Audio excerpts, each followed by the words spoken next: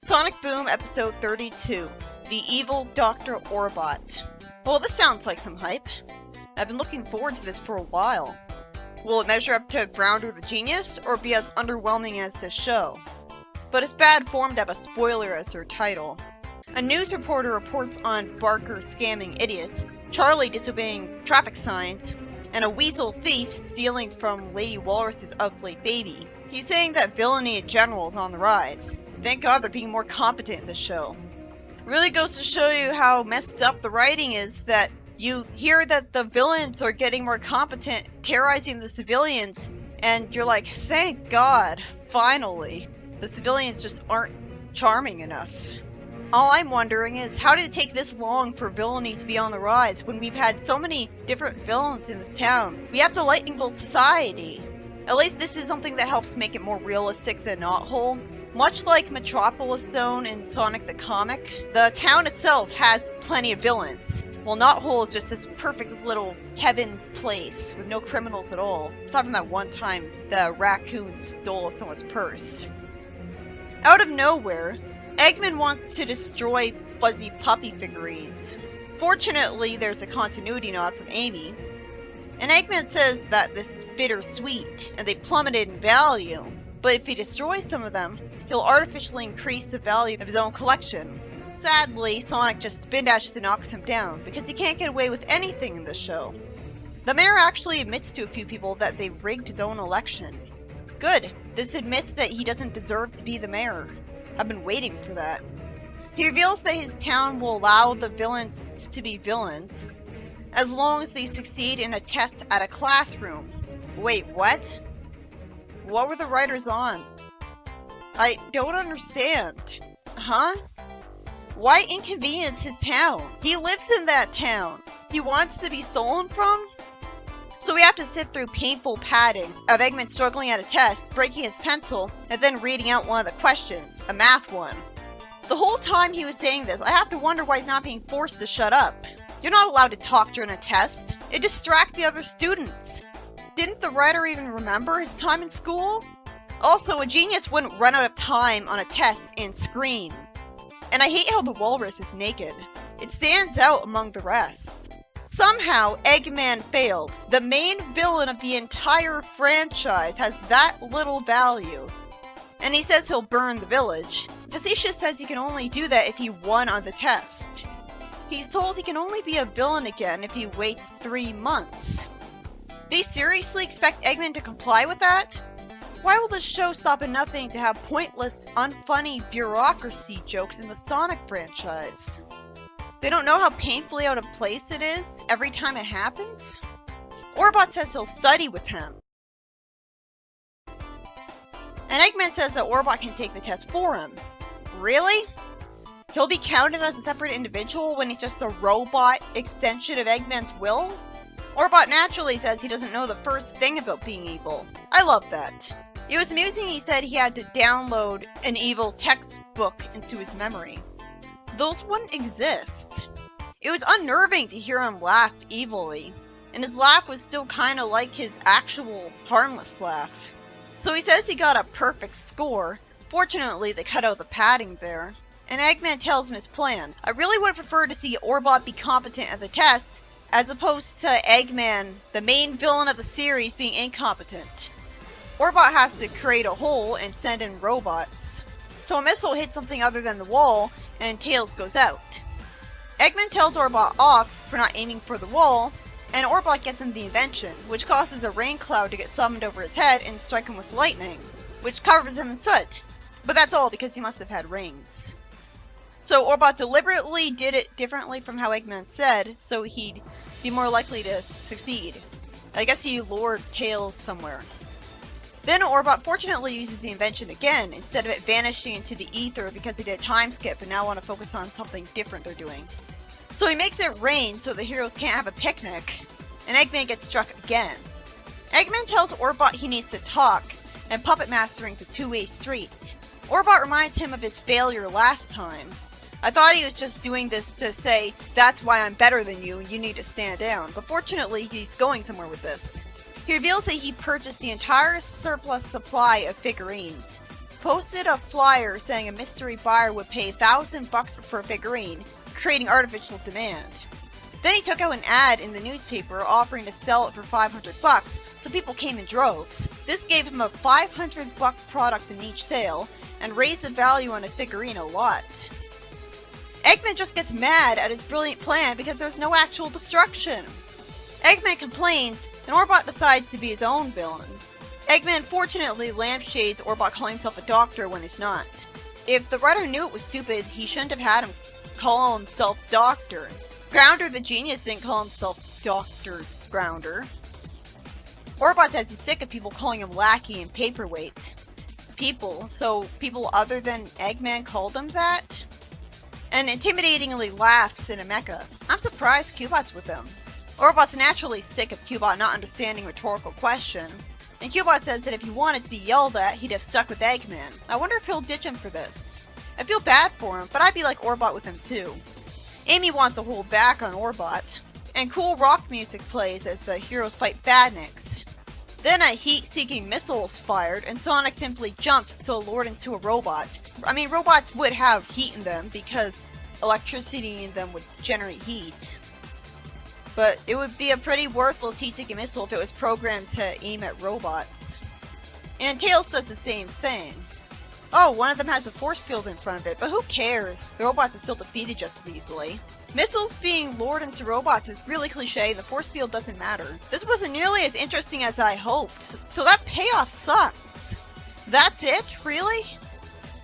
The mayor gets covered in soot by the missile. I guess he had rings too, and all the villain permits are destroyed. And somehow that immediately gets rid of the whole problem with the town, instead of the permits being on an internet database. And then Cubot returns Orbot to normal, simply by pressing against his eyes. What the fuck? That was the laziest Deus Ex Machina ever! Are you fucking kidding me?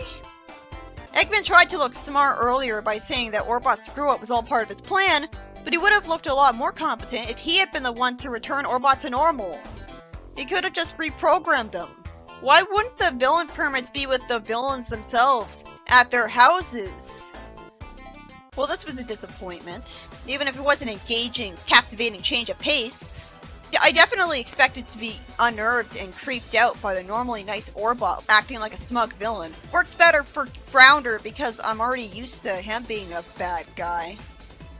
It was especially unnerving when he got frustrated with Cubot and was called out on it. Since, aside from the Valley Cubot's episode, I can barely remember him acting like that with him. He's usually pretty patient with them. The whole episode's plot was bafflingly forced. Somehow the mayor decides to make villainy legal, as long as the villains pass a test in the classroom first. Are you kidding me? He get impeached immediately. While I love that they revealed that he only got into power because of a rigged election, to at least try to explain why he's doing something so evil, that doesn't make him horribly inconveniencing his town make sense. And the permits being destroyed by a missile don't explain why his law stops being the case, because realistically he'd just either make more of the permits or force the villains to take the test again. Seriously, I could understand if he was doing this all to force them to give him a cut of their villainy profits, but he's not. Anyways, all of this nonsense is why Orbot needs to download an evil textbook to take the test again for Eggman, who, despite being a genius, somehow failed the first test, although he does refuse to take the obvious, simple solutions for killing his enemies, or at least avoiding them. So he does suck as a villain, but not that much. There would never be an evil textbook. I can understand that he sucks at killing his enemies, because he refuses to do it, but I can't buy that he would be bad at stealing. So he would at least be good at that, and therefore be somewhat of a good villain. Even AOSDH justified the henchman becoming a big threat better. Eggman may have had no reason to think he needed a device to make himself smarter, but Grounder had a reason to put it in his head because he was probably trying to store it there so he could give it back to Eggman. And Eggman just wanted every advantage he could get after all the times he lost to Sonic. With this, they had to make up so much nonsensical, contrived shit just to explain why Orbot would download an evil textbook, when it could have just been something Eggman told him to do to help him in his fight against Sonic. Orbot's already smart, but he's not evil. That's why he needed to become evil first. But since years of abuse from Eggman didn't do it, well, the writer was too stupid to have Eggman recruit a villain who passed the test to reprogram Orbot to be eviler. Or simply recruit a villain and not do anything with Orbot. I was proud of Orbot for being smart enough to succeed in Eggman's goal to make his collection more valuable. But I hated that Eggman bitched at him for not causing destruction that he would have no reason to enjoy anyway since he wasn't the one doing it. He should have complimented him. It's frustrating that even when Eggman has robots that are competent, he doesn't appreciate them. All of this adds up to a big climax where Orbot goes after the heroes in a mecha, which Eggman would have done anyways. And Cubot is surprisingly with him, showing off what a close friend he is to him. But sadly, while you would expect the robot henchman to do something brand new and dangerously genre-savvy to shake things up even more, like Grounder did when he turned Sonic into a stone statue after seeing through his disguise, as opposed to subverting a cliche and fixing the problem that the heroes always exploit, Orbot doesn't do anything different whatsoever. Sure, there's one robot that puts a force field up in front of it, but it's just in front of it. It's not completely around it, or even around all of the robots. So even someone as stupid as Boom Knuckles immediately defeats it. All the robots still die in one hit, so Orbot didn't learn his lesson from Eggman's failures and make them super strong and require a great ray gun to beat, which would have actually worked for being genre savvy. Even freaking Grounder was a smarter, better villain than him. And Sonic leading missiles into robots is so overdone. Sonic X did it too. I don't even think they were different robots than normal.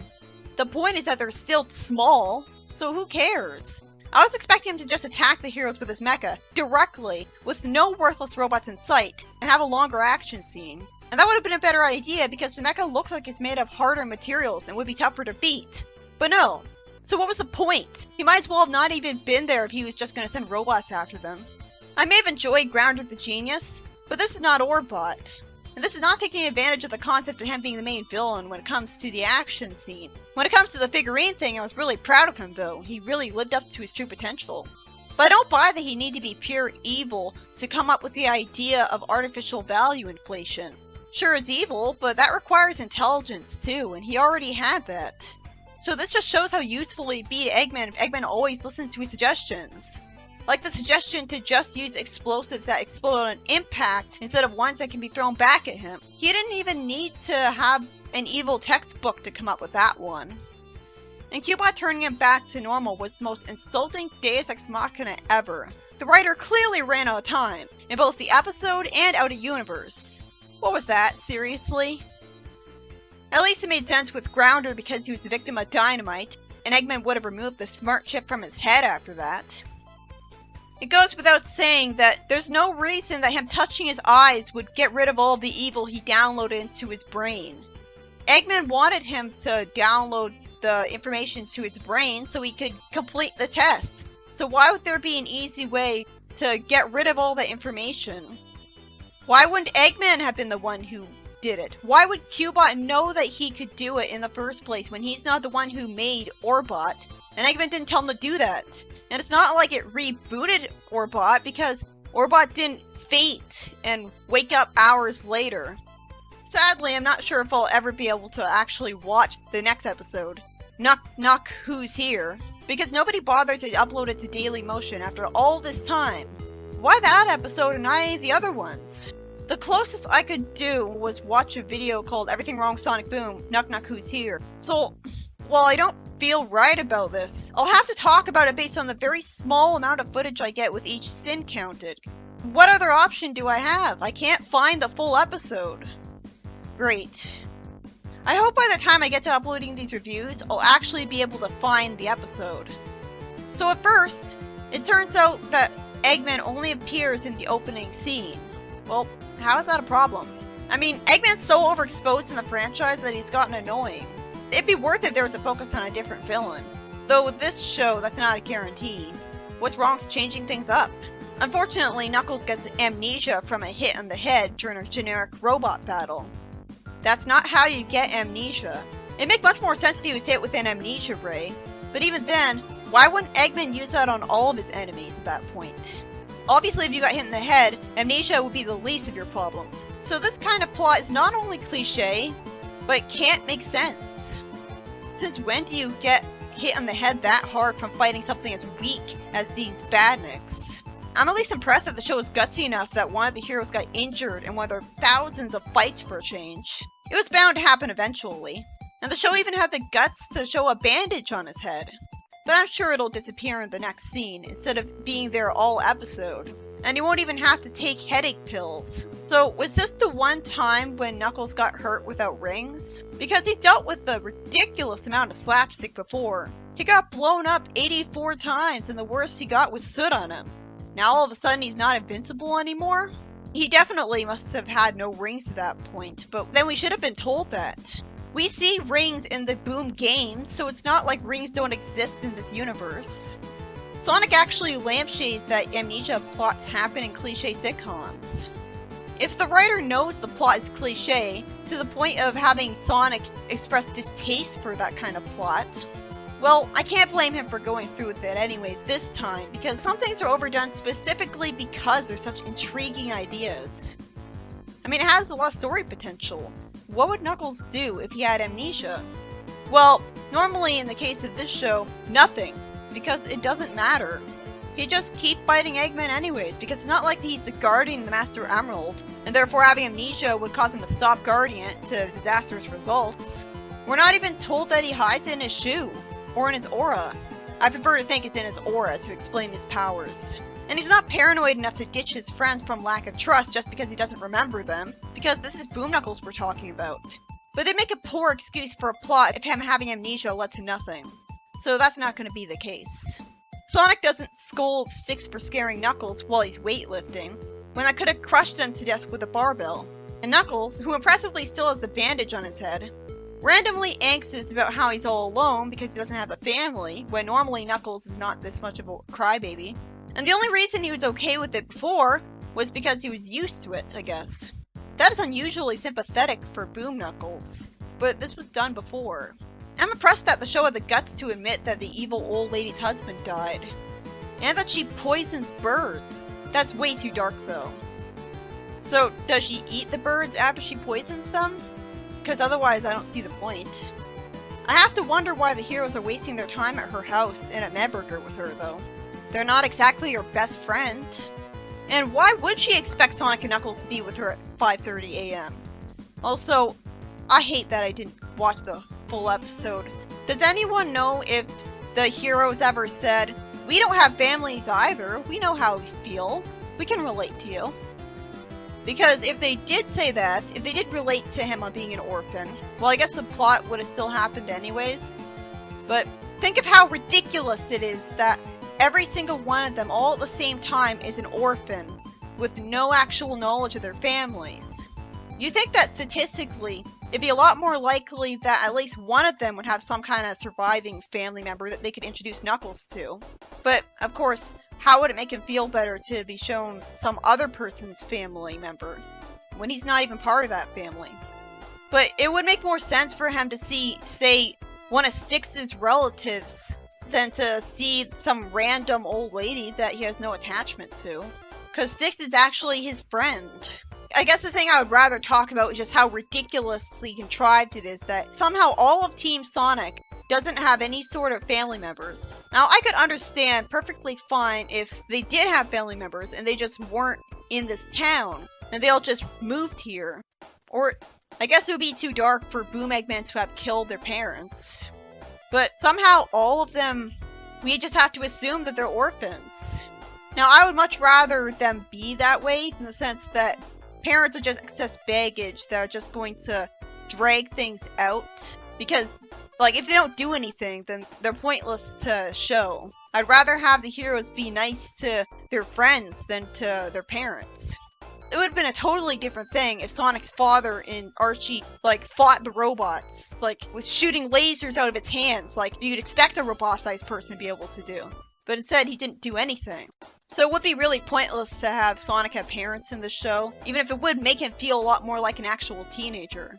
The point is, Knuckles is not the only orphan without a family, and yet he's the only one angsting about this. I'm pretty sure that the show doesn't have enough heart to have them say, hey, you're not the only one with this problem. And Dave is casually kidnapped by the old lady, but he's a really incompetent employee and bad guy. And I don't see the manager anywhere, so I don't think the manager would have a reason to do anything, because he's not there. Seriously, why was he kidnapped by her? I have a feeling that it's supposed to imply that she's, you know, like Herbert from Family Guy, because why else would she be kidnapping him? I'm assuming this because I don't have any other information. And then the guild trippers annoy the heroes, wasting their time when they want them to remove a boulder. Do they want the boulder removed or not? Knuckles could remove it pretty fast, but instead just stays still. Charlie calls Knuckles' old nemesis when he runs into him all alone. And then after Knuckles cries with hideously white tears, I'm really confused that Charlie is letting Knuckles spend time in his house after all the time he made him suffer. Well, this is where the plot fell apart. Then later on, Charlie uses Knuckles as a human shield in his mecha when he's trying to hurt Sonic. I really don't understand why he decided to partner up with Charlie. And Amy is totally not mad at Knuckles for this confusing betrayal after a fight scene that I missed, but I'm pretty sure that it was just overly short and underwhelming and boring as the rest of all the action scenes, so I probably didn't miss anything. So she's totally cool with it, and she tells him to drive home the clichéness even more that they're his family. Okay, but why didn't she tell him that a lot earlier? In fact, why didn't he get told that the second he said he was all alone with no family? Why did he get the chance to run away? Logically, why did he run away? He had nowhere to go. He'd have no reason to leave the only friends he had and spend time with someone who told him to his face that he was his enemy. I may not have been able to fully watch the episode, but that doesn't change the fact that the episode is contrived as shit. I don't need to watch the full episode to see how contrived the plot is in general. I wish I could say that's why YouTube let a copyright troll block it from its site for no reason. Because with a plot that forced and disappointing, you're better off not watching it. You're not missing anything. Knuckles got amnesia way too easily, and in a very cliche way that the writer should have been embarrassed for using. I know I would be. And he had no reason to run away from his friends because they're the only people around him that said they knew him. So he'd just feel lost without them. Whether he was told he was the last of his kind or not, he had no reason to go be alone. And even less reason to go hang out with someone who absolutely hates him. And Charlie had no reason at all to trust him in his home after he almost destroyed his marriage and got him fired. An amnesia plot can be used to its fullest potential in Archie Sonic, where Sonic having amnesia mattered because a competent villain like Eggman was able to turn him against his friends. Here, at least I can say that Eggman didn't do that because I find it painful to watch if Knuckles was attacking his own friends because of a lie someone fed him, especially since he was always with his friends right after he got injured. So he'd have no reason to buy that they weren't his friends, so Eggman can't take advantage of it. But because they threw away that potential plot, and Knuckles doesn't have a duty to do that he'd forget other than simply fighting Eggman as usual, there's actually nowhere for the amnesia plot to go because it shouldn't matter if he has amnesia or not. He gets upset that he's the last of his kind, apparently, but it doesn't lead to him finding the other echidnas, when immediately that hit me as the pretty obvious thing that would happen after this point. Oh no, I'm the last of my kind! This is the first time that I'm ever actually talking about this kind of subject in the entire history of the show. You think that would lead to a plot twist surrounding that. I don't even know if he got his memory back. I'm sure he did because the show has no guts, which is why he didn't find any other echidnas. But even if he didn't get his memory back, it wouldn't matter. Even if the worst case scenario happened and he got totally separated from his old life, the show doesn't believe in changing the status quo for even 2 episodes, so I'd have no reason to take it seriously. I just immediately assumed the heroes would find him wherever he is and bring him back. Which they did, because somehow Charlie convinced him to fight the heroes with them. That makes no sense. Knuckles knows they're his friends. And Charlie's the absolute last enemy of Knuckles that would want him in his house. I doubt that Charlie was tormenting him all the time, because then Knuckles wouldn't have stayed with them. It was briefly touching when he whined about having no family, but the potential of him actually finding his family was squandered, because of course he didn't, so why bring it up? The writer would burst into tears at the very idea of him having a loving mother and father. So what's the point of him finally bringing up the fact that a main character doesn't have a family, just to not do anything with it? You would think that at the very least, he would do some genealogy tests and DNA testing to find out what his actual family tree was like.